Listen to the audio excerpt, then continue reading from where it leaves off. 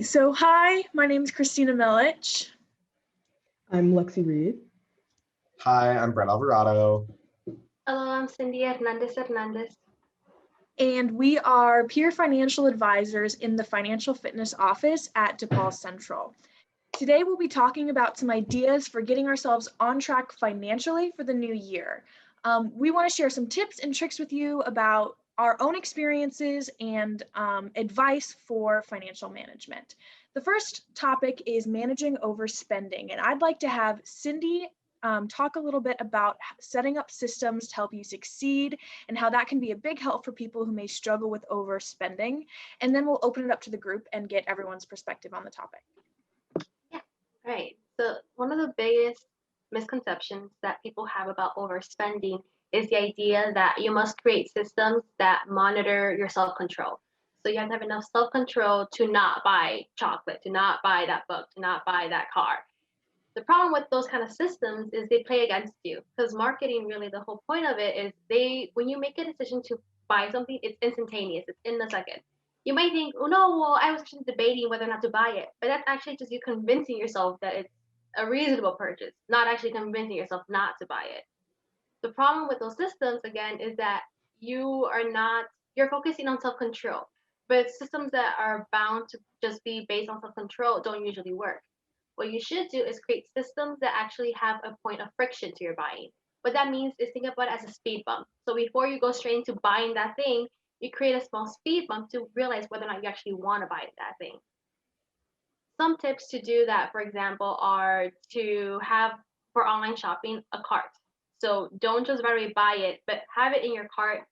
Let those things weigh in your cart, and that creates a speed bump. Instead of just going right to the purchase button, you create a time for you to actually stop, look at what you want to buy, reflect, and then continue. This takes away the idea of self-control because you're creating these systems that already have that inputted.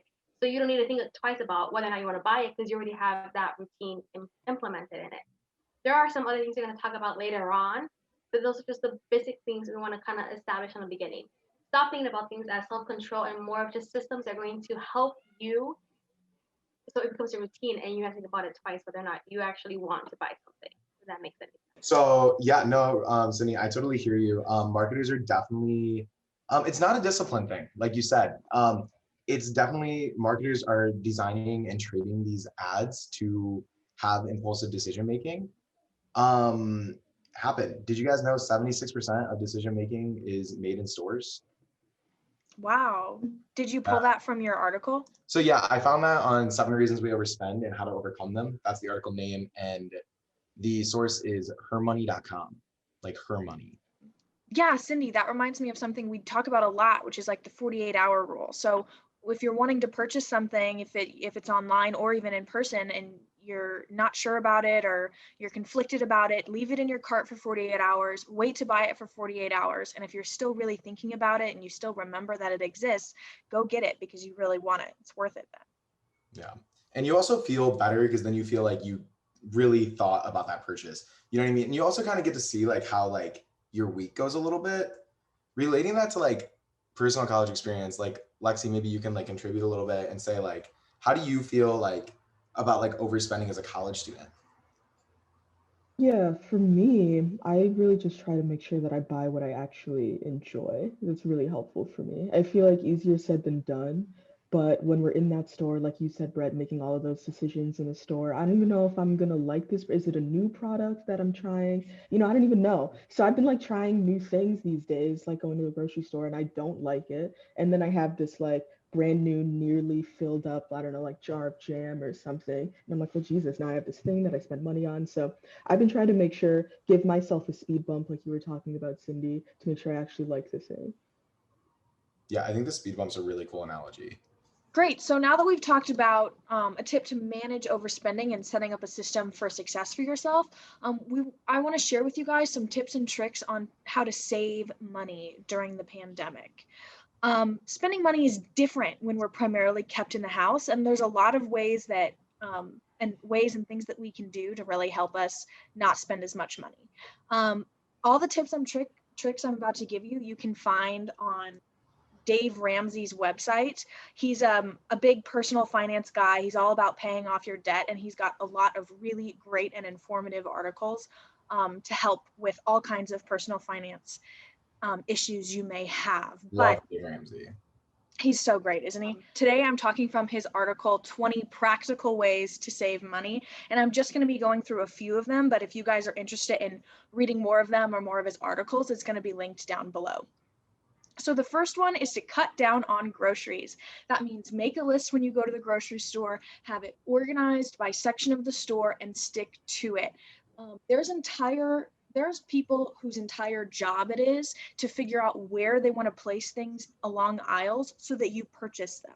Seriously. And so when you're walking through the aisles, you're set up for failure. You're set up to want to grab things and to want to buy things you don't need, which is why it's so important to stick to a list. You will end up saving so much money and not even realizing it. Another great tip that I really enjoy is buying generic. A lot of this stuff is made in the same factories as the on-brand stuff, but it's so much cheaper and it will work just as well. I mean, that applies to medicine, staple food items like rice and beans, paper products, cleaning supplies, all kinds of stuff. They work just as well as that super expensive name brand stuff, but it'll save you a lot of money. Another one, we actually talk about this one quite a lot at Financial Fitness, is unsubscribing from email lists. So I know when you go into the store, they're like, oh, give us your email, you'll save 10% now, and you'll just get emails from us with like discounts and stuff in the future, which sounds nice, but when you're getting those emails all the time, it is so tempting. You see that, you've got $10 off when you spend $50 at Target, and you're like, well, I might as well go spend money at Target, or I've got 20% off at Potbelly. Why wouldn't I go buy a sandwich? Well, the reason is you weren't planning on spending that money in the first place, right? If you were never planning on spending $50, saving $10 on that $50 you were never planning on spending isn't actually saving any money. It's spending $40 that you didn't want to spend in the first place. So unsubscribing from these email lists will be massive in ways to save money. And you always can unsubscribe. It's at the bottom of the email in the fine print. It always says unsubscribe from email list, and just click it and you'll be unsubscribed. I think it's just little things that you never think about or you never realize like will add up so quickly. Like Yeah. I found myself, I was at Target the other day and I had a very clear mission. I was planning on making brownies to surprise my roommates. I walked in, I got the butter, I got the chocolate chips, and then I walked by, I totally forgot to grab milk or something. And I was walking back and I passed the ice cream and I was like, oh, no big deal. I'll grab a little thing of ice cream. And then I passed, like this brand of chips. And I was like, oh, I'll just grab this really fast. And like what was supposed to be, $20 at the grocery store ended up being like a $40 adventure. And it was like, what just happened? That was not, I had a goal in mind, but I didn't have a list. I should have made a list before I was going, but I was coming from And the train and sometimes, I like, just didn't. I hear you. And sometimes like you're just so tired that you're like, I can't make the list. Just make the list, guys. Just make the list. You'll thank yourself. Like, how many of you guys have been there at least, right? I think that's definitely helped, if you think about it, is kind of figuring out what you have at home, because we all buy a lot of things. It's hard to keep track of what we actually have. So I caught myself at the store where you see chips or you see ice cream, and then I think I'm like, I have ice cream at home, I have chips at home. So kind of implementing that idea of knowing what you have at home, so that you know what, when you go to the store, you're like, wait, I already have that, I don't need that. Otherwise you have like 2 bags of chips, 3 ice creams, and you're like, where am I gonna eat all of this stuff I just bought on impulse? That's huge. And the same thing like with roommates, like understanding like, well, my roommates just bought this giant pack of chicken nuggets, like frozen chicken nuggets. I don't need to also buy a giant pack of frozen chicken nuggets. Like figuring out, it's one thing if like, I buy apples because I'm planning on making something with its apples, and they buy apples because they just want to eat apples. And it's totally different when it's like, okay, flour, everybody's sharing flour, and at least in my apartment, everybody's sharing like frozen Salt. chicken nuggets and like just basic Yeah. household stuff. You don't need 3 bags of flour, or you don't need 3 cartons of eggs, or 3, gallons of milk. Like, doesn't make sense. Yeah. It's also not good for the environment. I mean, like, like I'm just gonna throw that out there really quickly. But no, I totally hear that. And I mean, okay, so something we're doing, here's a little insight for the viewers. We're doing like this 30-day budget challenge. How do you guys like the cooking and cash? Oh, I I was like gonna it. jump in and say something about that. You all were talking about pantry things and stuff. That's my challenge this week is a pantry meal and buying using a list and all that stuff. I went to a store yesterday because I needed like two more things. I had a list. I got in and out in like 5 minutes, which is really nice, good for me. Yeah. But yeah, I think it's been great. I've been eating a lot more pantry items, cheap items. You all have been talking about how things can be even cheaper. Lately, I've been buying more dry beans, dry lentils instead of even in a can, even cheaper. It is Yeah. even cheaper. Yeah. Well, and it was ridiculous. I bought like I was planning on making like a massive, massive thing of gumbo last quarter, and so I was at Walmart and there was a 10-pound bag of rice for $10 or like a 5-pound bag for like six, and I was like, I might as well get the 10-pound. It's not gonna go bad, and I used it, and I still have like over half of the bag left, and I've had that bag for like 3 months, but it doesn't go bad. It's not like it's going to be bad in 2 weeks and I have to use all 10 pounds. But now I always just have rice if I've ever like I don't really And it's know a what I pantry want to eat. staple. Yeah, exactly. It's just so easy just to have, and it's so cheap to just use when It's need just like pasta. something. It's an easy, quick Yeah. carb. And we've been on the kitchen thing for like quite a couple minutes, but like, so we'll wrap it up here in a minute. But like, I'm just saying, like, guys, and Lexi, you said this too, and Christina, like pantry staples are so essential for like just like making a quick meal. Cause then you can just like look what's like, oh, I have a couple veggies, like I have this meat in the freezer, like, and I have some rice, like I can make a meal. You know what I Yeah. mean? And you can make a cheap meal. Rice is like Christina said, 10 bucks for 10 pounds. Like I need to go where you're grocery shopping for rice, but I want to touch on one more thing before we switch topics, and it's called a spending freeze. So, this is one of Dave Ramsey's tips that I think is remarkable.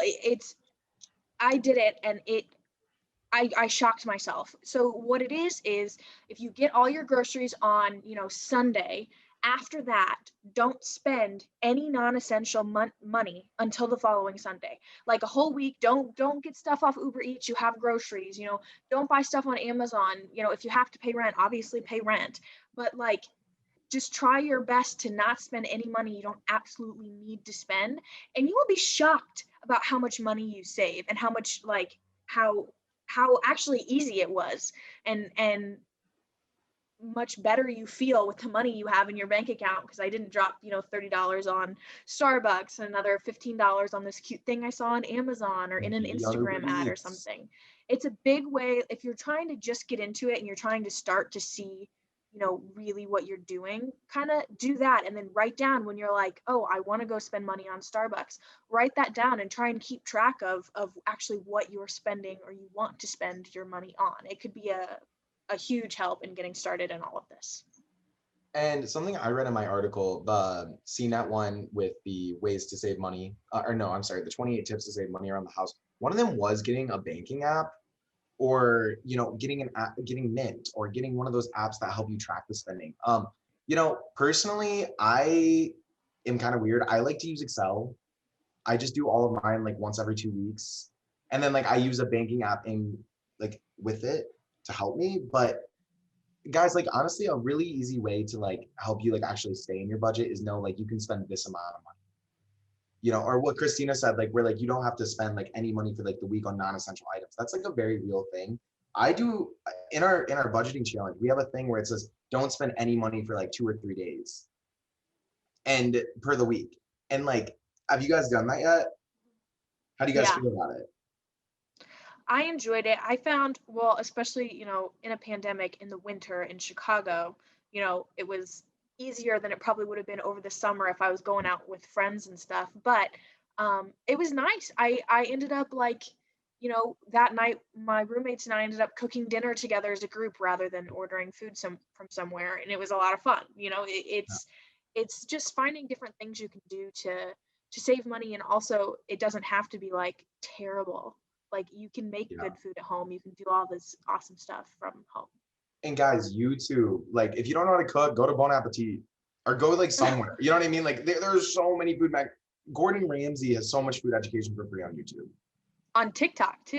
On TikTok Like too. if you wanna learn how to cook, man, and you're already on TikTok, you might as well get into cooking TikTok. And once It's you a get like place the to hang be. of it, you like don't hate it. Like actually Yeah. you're like, oh, I can make some good food. And then you start hosting dinner parties, which is even cheaper than going out, which is real cute. When we're done with the pandemic, we're gonna have a financial fitness dinner party. That's what we're gonna do when social distancing is over. Do you guys want to get on to the next topic? We've been talking about food for a while. Yes, I was going to say, I think we had a lot of really good tips and tricks in there to help save money. But one thing that has definitely increased that we didn't touch on a ton is online shopping. And I know Brett has a really great article on this. So Brett, take it away. Okay, so guys, I actually went to, hold on, let me get the site really quick. So I went to 20 strange, so the article is called 20 Strange Money Saving Tips, and it is by Real Men, Real Style. So use something like Honey when you are doing online shopping. Honey is basically just an online extension tool for your internet browser, whether you have Chrome, Safari, or what does Windows use? It's like Explorer or something. Regardless, whatever they're using, it will go into your thing and actually see when you're spending money and maximize your coupon. So like if you're going to Domino's to order some pizza, it will give you the best possible coupon you can have. Or if you're going to, where do people shop? Like Uniqlo. If you're going to Uniqlo and you're going to buy a couple sweatshirts and some, essentials, it will give you the best possible discount it can. It goes through every retail site and just kind of maximizes the discount codes for you. And there's a lot of websites like this. There's Honey, Ebates Cashback, Gumdrop, the Slice Watch. There's just all kinds of them that you can find to put on your computer. So it can be huge. What about you, Lexi and Cindy? What are some things you guys do for online shopping saving? Yeah, so I do what you were talking about, Honey. I honestly don't do a whole bunch of online shopping. I mainly focus on the speed bump, like Cindy was talking about when I do the online shopping thing. Yeah, this is just me. We're all different people, and that's fine. Yeah. I think I do generally pretty well. I don't try to restrict myself too much with online shopping because I already do pretty naturally. So I just use Honey to get a few extra deals or whatever. I also don't do a lot of online shopping. When I do, it's usually I have like a gift card or something. But what I have found is if you're gonna do online shopping, a great speed bump or just some way to kind of help you save is to not autofill your credit card or any of that kind of stuff. Because sometimes that you'll just like, I think like Amazon has that, I just like one click buy or whatever, or that kind of options, and not other sites have that. That don't use that because you'll just shop like this, and then your money will go everywhere else. I've done that where I buy textbooks and then I look at something really, really cute, like pens or something. I love pens. I have a collection of pens. So that's like my big forte. I see cute pens and I'll just like buy them, and I restrain from using that by just not having that option of just like one click buying. Like that has just saved me a lot of money because I actually think about whether or not I want that pen, whether or not I actually need it, or the one click buying is like literally the devil. Like it is so bad. It is the worst. The one click buying is the worst. Like, I don't know. Like I did it for a while. I was like, oh, this is cute and convenient. And then I was like, wait a minute. This is a How much money did I just spend? Yeah, you're like, what just happened? Because like if you're buying like essentials like toilet, like let's say like you need toilet paper, paper towels, and like pick up some like body wash, things like that. You're like, oh, I just spent $80. You're like, how? It's just you're just like, why? But so that kind of brings me to my next thing though. So look up the best time to buy online. There are statistics for this. I had no idea about this, which was really, really exciting for me. Did you guys know if you're gonna shop for like clothes, Wednesday through Friday is the best time to do it? And Friday at noon is when it stops. Isn't that insane? So then, but brick and mortar stores, like retail stores, are Friday through Sunday. So go on the weekend. That's when you're going to find the best sales and maximize your like purchasing power. Well, and it's interesting too, because for brick and mortar stores especially, you can actually ask someone who works there, like, hey, when do things get marked down? Like, when do things get marked down for clearance? Like, I personally love shopping the Von Maur clearance section, and I know on Wednesdays it's first markdowns, Thursdays it's second markdowns, and then the next week, if that item is still there, it'll be marked down again and again. And all stores do it. All stores put things on sale, so you can always ask someone who works there, like, when is this going to go on sale, and just come back when it's on sale and get it when it's cheaper. And a lot of online stores will do that too. They'll put things on sale eventually, and you'll be able to get it then too. And like when you're shopping online, I know I literally just told you guys to unsubscribe from emails. And you should, but if you are really like into online shopping and you really only shop online, you can create a separate folder for when eventually you are planning on going shopping, that you have like those coupons ready from Target and Walmart, and you have those in a separate folder. That way, when you shop online, you can just apply those coupons then, and you can set it up in your email. So any email from Target automatically goes to that folder. So you don't have to see it until you want to see it. And that's another way you can save money, is by using those online coupon codes, as long as you're, really only using them when you're planning on going shopping right then and there, and you're not, sporadically like, oh, wow, I might as well go now, So that's another thing you can really do when you're online. So we hit like the mental portion of that, like the 48-hour rule, which is like our version of financial fitness. But here at the Real Men, Real Style Save Money Shopping article, they are saying actually abandon your account and you might get an email with a discount code, because they see that you have it in the cart. They see you haven't bought it. So they know you're thinking about it. Then they'll send you a little code, say, hey, come on. That actually worked for me really well. I was looking at, there's like Inkbox, it's like temporary tattoos, but they last for like a couple weeks versus just like a couple days. And my friends and I were like thinking about like different tattoos we might want to get. And so I put it in my cart, and I just like, we started doing something else and I forgot about it, and I like closed out and everything. And I got an email a couple days later, they were offering me $10 off on that, what I already had in my cart and what was already sitting there in the cart. And I was like, wow, okay. Now, of course, if you don't actually want it, and if it's not something you're really interested in, you shouldn't buy it, even if they email you that discount. But if you're looking at different places and you're like, I need this, that could be a tactic for you to try and get a discount. It's just by leaving it there and seeing in a couple days if they'll email you a discount code. Yeah, for me, I actually just recently canceled a few subscriptions, and that exact thing happened to me. I canceled 2 of them, and it was like, oh, you're leaving right now, we'll give you 3 months free. And I was like, oh, that's too bad, I'm still not interested. And then same thing for the other one. They were like, oh, you sure you want to go? And I'm like, yes, I am. But I was surprised that it's as much of a thing, like Brett's saying.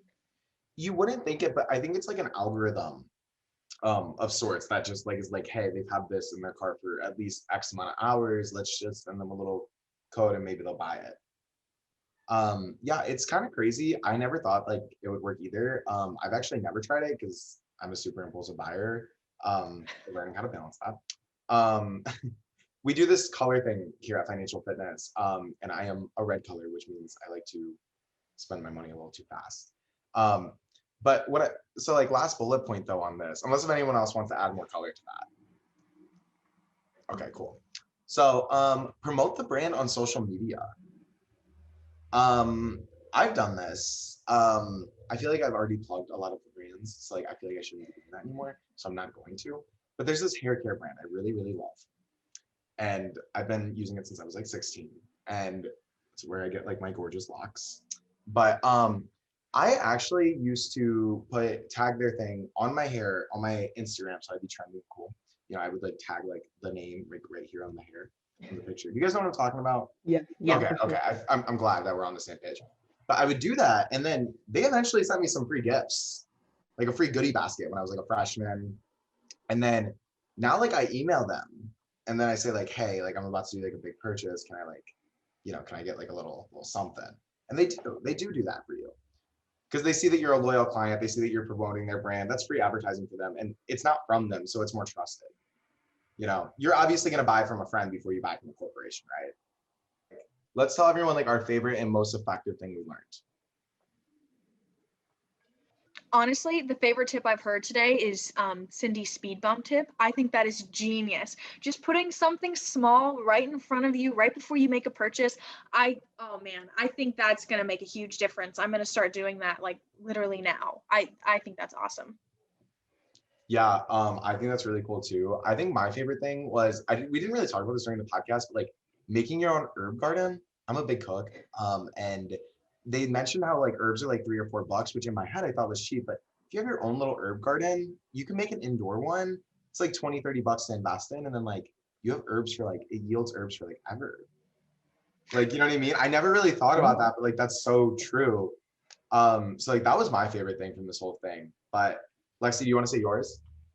Yes, my favorite thing is canceling subscriptions and then backing out. Even though I didn't actually do it, I have actively been thinking about canceling those subscriptions for a while, and maybe it would have been nice if I got those 3 months free before going back on my subscription.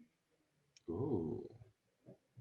And I so also like the speed bump. When I read that, I was like, oh wow, like that's helpful because it It's helps you huge, yeah. visualize it. Like, okay, I'm gonna just go for it. I'm gonna actually stop and then go. oh Yeah. Okay, so that was some tips for online shopping and a little bit of insight into our personal lives. So thanks for listening, and we hope you got some awesome ideas and tips and tricks for managing budgeting and spending and taking care of your finances during the pandemic.